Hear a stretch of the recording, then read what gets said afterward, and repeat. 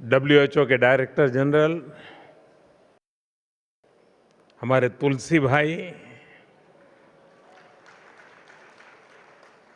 Doctor Tedros, केंद्रीय स्वास्थ्य में मेरे साथी मंत्री जेपी नड्डा जी, आयुष राज्य मंत्री प्रतापराव जाधव जी, इस आयोजन से जुड़े अन्य देशों के सभी मंत्रीगण, विभिन्न देशों के राजदूत, सभी सम्मानित प्रतिनिधि, ट्रेडिशनल मेडिसिन क्षेत्र में काम करने वाले सभी महानुभाव, देवी और सज्जनों, आज दूसरी WHO global summit on traditional medicine का समापन दिन है। पिछले 3 दिनों में यहां पारंपरिक चिकित्सा के क्षेत्र से जुड़े दुनिया भर के एक्सपर्ट्स ने गंभीर और सार्थक चर्चा की है।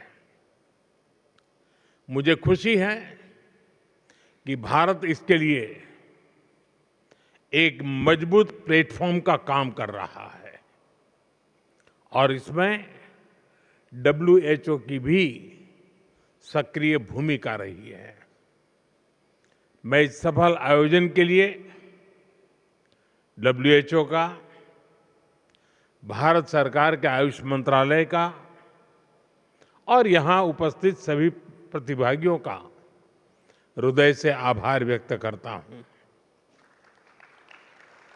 साथियों, ये हमारा सौभाग्य है और भारत के लिए गौरव की बात है कि WHO global centre for traditional medicine Bharat के जामनगर में स्थापित हुआ है। 2022 में ट्रेडिशनल मेडिसिन की पहली समिट में विश्व ने बड़े भरोसे के साथ हमें ये दायित्व सौंपा था। हम सभी के लिए खुशी की बात है कि इस ग्लोबल सेंटर का यश और प्रभाव लोकली से लेकर के ग्लोबली एक्सपेंड कर रहा है। इस समिट की सफलता इसका सबसे बड़ा उदाहरण है। इस समिट में ट्रेडिशनल नॉलेज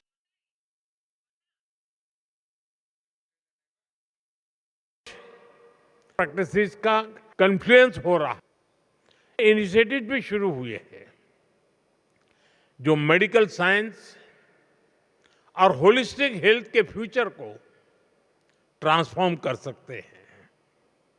समिट में विभिन्न देशों के स्वास्थ्य मंत्रियों और प्रतिनिधियों के लिए बीच विस्तार से संवाद भी हुआ है। इस संवाद ने जॉइंट रिसर्च को बढ़ावा देने, नियमों को सरल बनाने और ट्रेनिंग और नॉलेज शेयरिंग के लिए नए रास्ते खोले हैं। ये सहयोग आगे चलकर ट्रेडिशनल मेडिसिन को अधिक सुरक्षित, अधिक भरोसेमंद बनाने में महत्वपूर्ण भूमिका निभाएगा। साथियों, इस समिट में कई अहम विषयों पर सहमति बनना हमारी मजबूत साझेदारी का प्रतिबिंब है। रिसर्च को मजबूत करना,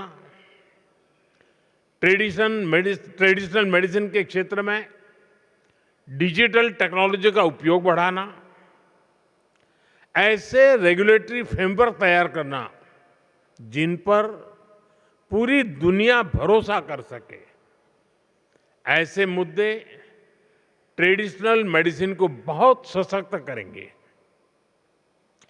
यहां आयोजित एक्सपो में डिजिटल हेल्थ टेक्नोलॉजी, एआई आधारित टूल्स, रिसर्च इनोवेशन और आधुनिक वेलनेस इंफ्रास्ट्रक्चर, इन सब के जरिए हमें ट्रेडिशन और टेक्नोलॉजी का एक नया कोलैबोरेशन भी देखने को मिला है। जब ये साथ आती हैं तो ग्लोबल हेल्थ को अधिक प्रभावी बनाने की क्षमता और बढ़ जाती है। इसलिए इस समिट की सफलता ग्लोबल दृष्टि से बहुत ही अहम है। साथियों, पारंपरिक चिकित्सा प्रणाली का एक अहम हिस्सा योग भी है। योग ने पूरी दुनिया को स्वास्थ्य, संतुलन और सामंजस्य का रास्ता दिखाया है। भारत के प्रयासों और 175 से ज्यादा देशों के सहयोग से संयुक्त राष्ट्र द्वारा 21 जून को योग दिवस घोषित किया गया था। बीते वर्षों में हमने योग को दुनिया के कोने कोने तक पहुंचते देखा है। मैं योग के प्रचार और विकास में महत्वपूर्ण योगदान देने वाले हर व्यक्ति की सराहना करता हूं। आज ऐसे कुछ चुनिंदा महानुभावों को पीएम पुरस्कार दिया गया है। प्रतिष्ठित जूरी सदस्यों ने एक गहन चयन प्रक्रिया के माध्यम से इन पुरस्कार विजेताओं का चयन किया है। ये सभी विजेता योग के प्रति समर्पण, अनुशासन और आजीवन प्रतिबद्धता के प्रतीक है। उनका जीवन हर किसी के लिए प्रेरणा है। मैं सभी सम्मानित विजेताओं को हार्दिक बधाई देता हूं, अपनी शुभकामनाएं देता हूं। साथियों, मुझे ये जानकर भी अच्छा लगा कि इस समिट के आउटकम को स्थायी रूप देने के लिए एक महत्वपूर्ण कदम उठाए गए हैं।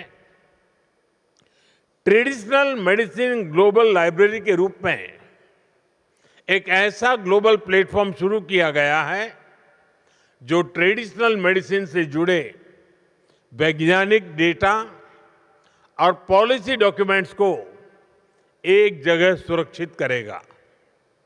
इससे उपयोगी जानकारी हर देश तक समान रूप से पहुंचने का रास्ता आसान होगा।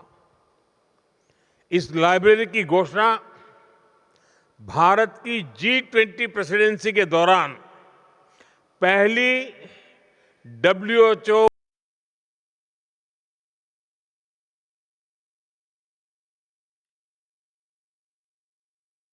ग्लोबल समिट है। यहां स्वास्थ्य मंत्रियों ने ग्लोबल पानी उदाहरण प्रस्तुत किया है।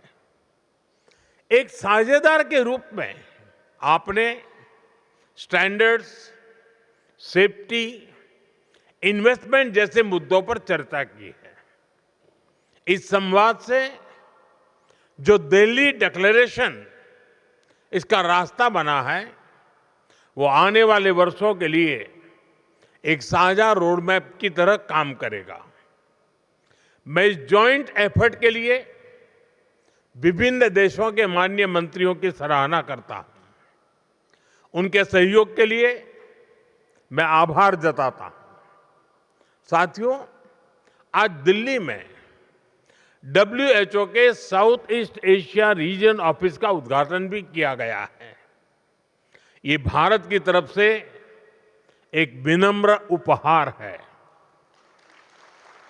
ये एक ऐसा ग्लोबल हब है जहां से रिसर्च, रेगुलेशन और कैपेसिटी बिल्डिंग को बढ़ावा मिलेगा। साथियों, भारत दुनिया भर में पार्टनरशिप ऑफ हीलिंग पर भी जोर दे रहा है। मैं आपके साथ दो महत्वपूर्ण सहयोग साझा करना चाहता हूं।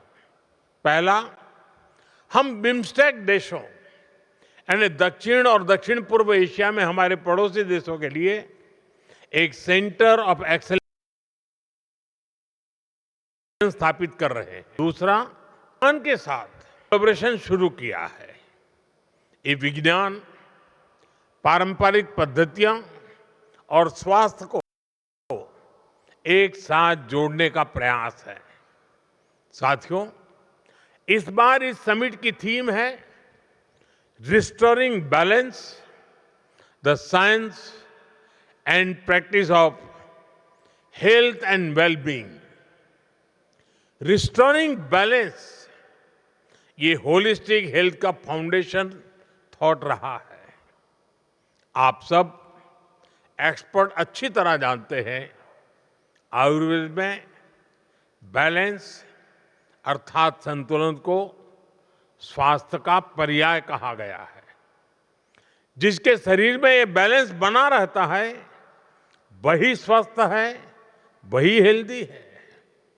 आजकल हम देख रहे हैं डायबिटीज, हार्ट अटैक, डिप्रेशन से लेकर कैंसर तक अधिकांश बीमारियों के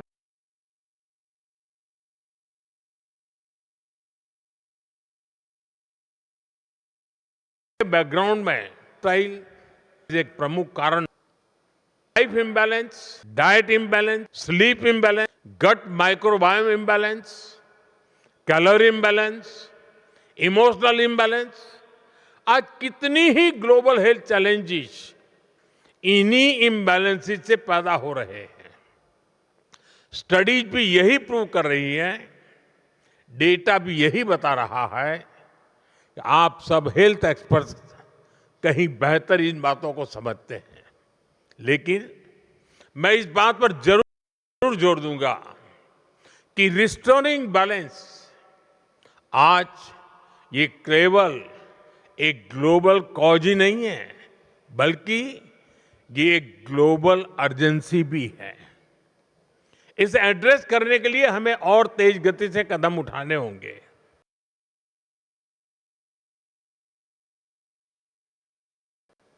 साथ ही 21वीं सदी संतुलन को बनाए रखने और भी बड़ी होने वाली है। टेक्नोलॉजी के नए युग की दस्तक एआई और रोबोटिक्स के रूप में ह्यूमन हिस्ट्री का सबसे बड़ा बदलाव आने वाले वर्षों में जिंदगी जीने के हमारे तरीके अभूतपूर्व तरीके से बदलने वाले हैं।